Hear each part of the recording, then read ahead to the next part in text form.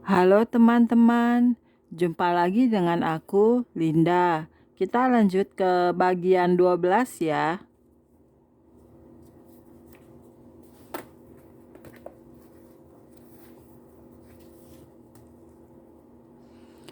Oke, mari kita mulai. Sementara Allah berbicara kepada saya, penampakan hadiratnya tetap menyala-nyala, dan saya berpikir altar Allah tidak akan bisa terbakar. Altar-altar itu tidak akan bisa dihancurkan. Altar-altar yang jahat akan runtuh. Mereka terbuat dari adukan semen yang berkualitas rendah dan batu bata yang jelek, dan mereka akan runtuh. Allah mulai menjelaskan kepada saya tentang altar-altar hati. Dia berkata bahwa ketika orang berlutut di gereja dan mencari Allah untuk diri mereka sendiri, setiap orang berhadapan secara pribadi dengan Allah dan berkata, "Tuhan, aku berdiri di altar-Mu. Ini aku Tuhan, aku punya banyak masalah. Aku orang berdosa. Aku telah melakukan ini. Aku telah melakukan itu." Kemudian Allah berkata kepada saya, ketika mereka mencurahkan hati mereka kepadaku di altar, mereka menjadikan diri mereka sendiri sebagai altar di hadapanku. Inilah altar hati. Aku ingin membersihkan altar-altar hati itu dari penyembahan berhala, perdukunan, ilmu gaib, apapun kejahatan yang mereka lakukan. Aku ingin agar itu semua lepas dari mereka. Aku ingin agar orang-orang yang mencari aku itu mengatakan kebenaran, karena kebenaran itu akan menyatu dengan kebaikan. Aku ingin agar mereka mengatakan yang sebenarnya kepadaku, supaya aku dapat memerdekakan mereka melalui anakku Yesus Kristus. Ketika mereka mulai mengakui hal-hal itu di hadapanku dan membuat suatu komitmen kepadaku, aku akan membersihkan kotoran-kotoran itu dengan apiku, dengan rohku, dengan firmanku. Mereka akan merasa ringan dan bahagia karena kemerdekaan akan datang dalam nama anakku Yesus Kristus. Ketika mereka bangkit dari altar jasmaniah itu, mereka akan membangun sebuah altar yang baru untukku. Ketika kau pergi ke seluruh dunia dan berbicara tentang neraka, penghakiman Allah, kedahsyatan murka Allah, dan apa yang terjadi ketika orang-orang masuk neraka, hal tersebut membantu mereka untuk mengerti bahwa mereka harus tulus dengan aku dan dengan jiwa mereka. Ini membantu mereka untuk mengerti siapa aku dan apa tujuanku. Aku adalah Allah yang kudus dan benar, dan mereka seharusnya tidak memiliki Allah-Allah lain selain aku. Nah, banyak orang tidak pernah diajarkan kebenaran ini. Mereka memiliki telinga untuk mendengar, tetapi mereka tidak mendengar, dan mata untuk melihat, tetapi tidak melihat. Tetapi bagimu akan disingkapkan berbagai pewahyuan, misteri pengetahuan dan kebenaran. Berbagai penyingkapan yang akan aku berikan kepadamu itu akan didukung oleh ayat-ayat Alkitab, dan itu akan menjadi ayat-ayat yang sangat penting bagi dunia. Firman Allah sedang beraksi, dan buku tentang pelayanan malaikat ini akan memberkati banyak orang dan memberi mereka kekuatan dan dukungan. Dalam Alkitab, Allah ingin agar manusia bertobat dan meruntuhkan altar-altar yang tidak kudus dalam kehidupan mereka. Saya mulai mengerti bahwa inilah arti yang sebenarnya dari penglihatan itu. Allah sedang memanggil orang-orang untuk menyampaikan kebenaran ini dan meruntuhkan altar-altar penyembahan berhala. Inilah tujuan Allah untuk setiap pelayanan. Semua hamba Tuhan secara khusus dipanggil untuk melakukan ini, untuk menaati Allah dan firman-Nya, untuk pergi dan memberitakan tentang penghakiman-Nya dalam cara-cara yang benar, dan setia dalam memberitahukan kepada orang-orang untuk bertobat dan berdamai dengan Dia. Semoga buku ini dapat menggenapi apa yang Allah inginkan. Kuasa Allah. Fenomena lain yang saya lihat dalam berbagai perjalanan itu benar-benar membuat saya takjub. Saya akan melihat seorang nabi sejati yang menyampaikan pesan dari Allah, dan dia dilingkupi dengan kobaran api yang transparan. Saya melihat sebuah Alkitab yang terbuka di hatinya, dengan firman yang tertulis di atasnya. Di samping bahu kanannya ada seorang malaikat, dan malaikat itu menuangkan api ke kepala sang nabi. Api itu akan turun ke firman yang ada di hatinya, dan dia akan mulai bernubuat. Ketika firman itu keluar dari mulutnya, itu akan berubah menjadi sebilah pedang. Di bagian dalam pedang itu ada firman Allah yang tertulis. Ketika nabi Allah itu berbicara, firman Allah akan dibidikkan ke jemaat, dan jemaat itu akan menjadi hidup dan bergelora. Tuhan menunjukkan kepada saya bahwa ketika dia berbicara, dia menjadikan berbagai hal dengan perkataannya, dan ada beberapa hal yang mulai terjadi. Sebagai contoh, saya melihat seorang nabi yang bernubuat. Dia mengatakan, "Aku adalah Tuhan Allahmu yang menyembuhkanmu. Aku Tuhan, ada di sini untuk melakukan hal-hal besar bersamamu. Aku ada di sini untukmu, untuk membebaskanmu, untuk mengangkat beban-bebanmu. Aku ada di sini untuk menegurmu, mengasihimu, mengangkatmu." Semua yang dikatakan nabi itu akan bergerak menuju ke jemaat dan jatuh ke atas mereka. Kebenaran dan kebaikan telah bertemu, dan segala sesuatunya mulai terjadi. Para malaikat bermunculan di sekitar tempat itu dan mulai melayani orang-orang, yang beberapa dari antara mereka akan tersungkur di bawah kuasa Allah. Saya melihat noda-noda hitam pada beberapa di antara orang-orang itu.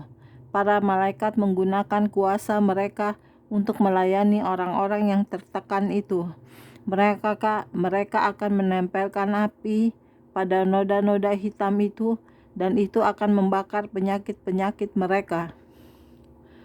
Orang-orang disembuhkan dan orang-orang dibunuh dalam roh.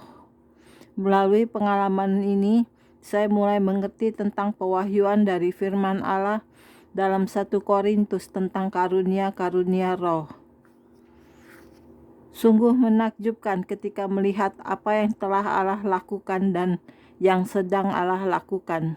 Sungguh luar biasa ketika sukacita itu meluap dalam diri kita dan tawa kita mulai terdengar ketika kita melihat aksi-aksi Allah yang Maha Kuasa dan para malaikatnya yang bekerja. Firman dan rohnya bekerja sama dengan bejana-bejana yang dipilih Allah untuk ikut melayani.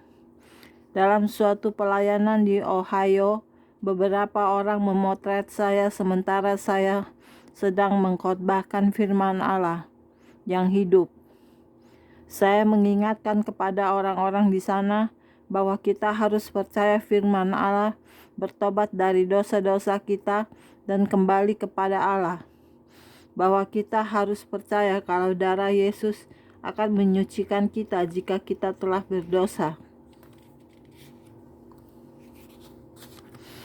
Ketika salah satu foto itu dicetak, Anda dapat melihat siluet sebuah buku besar yang terbuka pada foto itu. Buku itu sangat besar, tampak tinggi buku itu sekitar 10 kaki, 3 meter. Buku itu bersih, putih, dan terangkat di atas kepala orang-orang di gereja itu. Saya tahu bahwa itu menggambarkan firman Allah yang hidup. Saya juga memiliki foto seorang gadis kecil dari Big Piney, Wyoming yang berumur sekitar 12 dan yang menginginkan baptisan Roh Kudus. Dalam foto itu tertangkap segumpal awan putih yang bergulir ke atas anak kecil itu, datang mendekatinya ketika dia dibaptis dalam Roh Kudus. Ketika awan itu tepat berada di atasnya, dia sedang berbaring di lantai, berdoa. Sahabat kecilnya duduk di sampingnya dan berdoa bersamanya. Sepertinya dia tidur dalam Tuhan selama beberapa waktu. Ketika dia bangun, dia datang kepada saya dan berkata, "Nyonya Baxter, bolehkah aku berkhotbah?" Saya melihat kemuliaan Allah melingkupi dia, dan saya berkata, "Ada apa, sayang?" Dia berkata, "Ketika aku tidur di sana, Yesus datang dan berbicara kepadaku. Dia membawaku dan menunjukkan neraka kepadaku. Dia menunjukkan bahwa neraka itu sangat mengerikan dan bahwa kita harus percaya. Kita harus percaya karena neraka itu benar-benar ada." Itu kisah nyata. Dia mulai menangis, dan semua anak-anak lainnya mulai menangis bersamanya. Roh Kudus menguasai mereka, dan mereka mulai merintih dan mengerang dalam roh, berdoa agar jiwa-jiwa diselamatkan dan lahir baru. Saya dapat melihat malaikat-malaikat di atas dan sekeliling mereka. Ketika kita menyaksikan pekerjaan Allah, saya tahu bahwa kita semestinya memberikan segala kemuliaan dan pujian atas semua yang telah dilakukan Allah itu, dan mengerti bahwa firman-Nya masih berderap maju, tidak peduli apapun yang terjadi. Firman Allah dan keselamatan. Suatu kali saya berdoa kepada Tuhan untuk para anggota keluarga saya yang belum diselamatkan. Mungkin Anda juga memiliki anggota keluarga yang belum siap untuk bertemu Tuhan, dan Anda peduli terhadap jiwa mereka. Sementara saya mencari Allah pada hari itu, Dia memberikan suatu pewahyuan khusus kepada saya. Saya dapat melihat buku-buku suci. Para malaikat akan membuka sebuah buku, membalik sebuah halaman, dan saya dapat melihat ada firman Allah yang tertulis di situ. Kobaran api keluar dari buku itu, disertai oleh sesuatu yang tampak seperti kabut tipis. Tampaknya seolah kemuliaan dan kuasa itu berpadu dengan kobaran api yang berwarna putih dan merah. Saya tahu bahwa saya melihat firman Allah yang hidup. Saya percaya bahwa pewahyuan ini bermaksud meneguhkan apa yang dikatakan Allah dalam firman-Nya. Dia telah berjanji kepada kita, semua anakmu akan menjadi murid Tuhan, dan besarlah kesejahteraan mereka. Itulah sebenarnya yang dilakukan oleh Tuhan saya yang luar biasa. Tetaplah percaya bahwa Allah akan menyelamatkan orang-orang yang Anda kasihi, dan beri Dia kemuliaan untuk itu. Kuasa firman mengalahkan setan. Saya telah mendapat beberapa penglihatan di mana kuasa-kuasa iblis dan roh jahat bertempur melawan para malaikat. Malaikat-malaikat itu akan selalu menang karena mereka akan mengutip firman Allah. Firman Allah adalah pedang roh dan pasti mengalahkan musuh. Ingatlah bahwa Yesus mengutip kebenaran dalam firman Allah untuk menghadapi setan ketika dia dicobai di padang gurun. Iblis sudah tidak memiliki amunisi lagi dan harus pergi meninggalkan Yesus.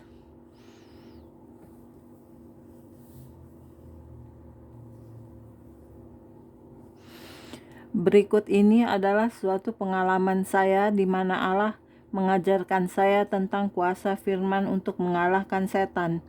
Suatu kali saya pergi ke Miami untuk menghadiri suatu konvensi Kristen bersama beberapa orang lainnya. Ada suatu tekanan yang kuat di daerah itu. Kuasa-kuasa kegelapan terasa begitu kuat di wilayah-wilayah tertentu di kota itu, dan kenyataan itu membuat saya berduka. Tekanan itu paling terasa saat kami makan malam atau di malam hari. Saya bertanya-tanya, "Tuhan, mengapa kami merasakan kuasa jahat yang sekuat itu ketika kuasa Allah sedang bergerak dengan begitu kuat dalam konvensi ini?" Dalam konvensi itu ada seorang wanita yang dijadwalkan akan berada satu kamar dengan saya, tetapi entah mengapa itu tidak terjadi. Suatu sore dia mendatangi saya dan berkata, Aku adalah seorang dukun. Aku datang ke konvensi Kristenmu ini dengan berpura-pura sebagai orang Kristen, supaya aku bisa mengetahui apa yang dilakukan oleh semua orang Kristen di sini. Aku ingin mencari informasi itu untuk pertemuan kelompok mistik kami, supaya kami dapat melakukan guna-guna terhadap atmosfer ini dan menghentikan apa yang sedang kau lakukan. Sahut saya, oh ya. Kemudian saya mulai mengutip firman Allah untuknya. Saya berkata, dengar Bu, tidak ada yang dapat Ibu lakukan untuk mencelakai saya atau mengacaukan pertemuan ini. Allah di pihak kita. Siapakah yang akan melawan kita? Dia menjadi marah terhadap saya dan bergegas pergi.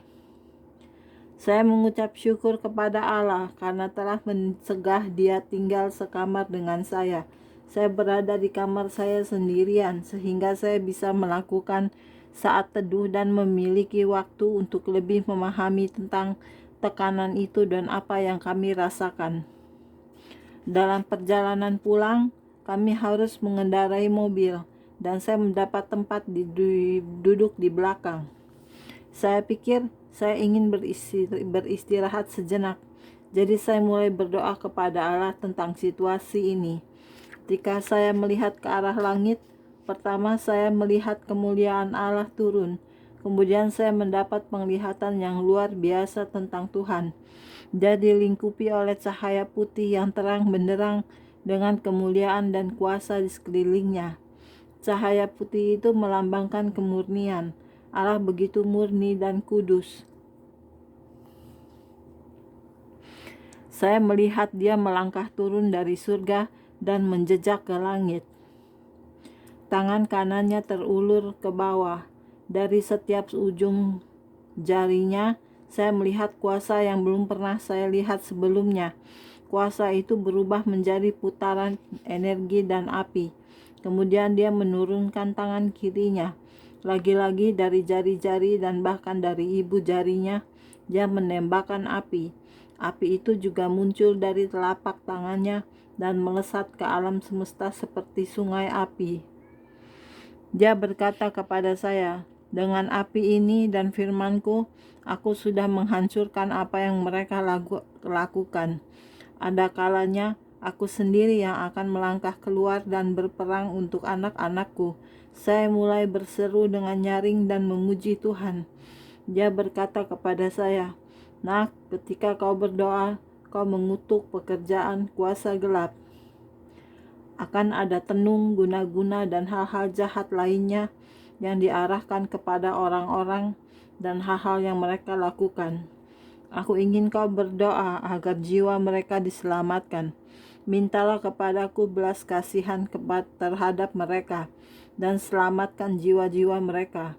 Kau tidak pernah mengutuki orang, tetapi hanya pekerjaan kuasa gelap dan berbagai aktivitas mereka.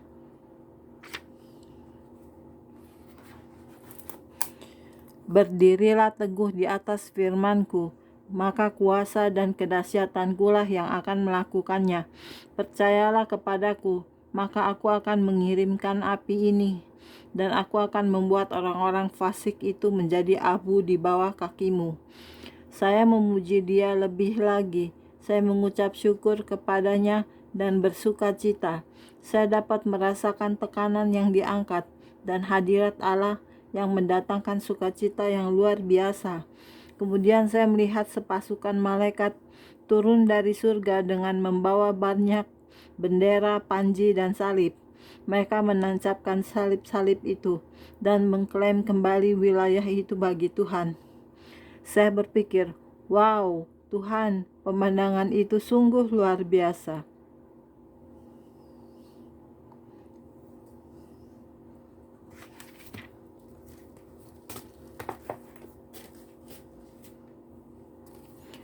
Oke, sekian dulu untuk hari ini videonya ya.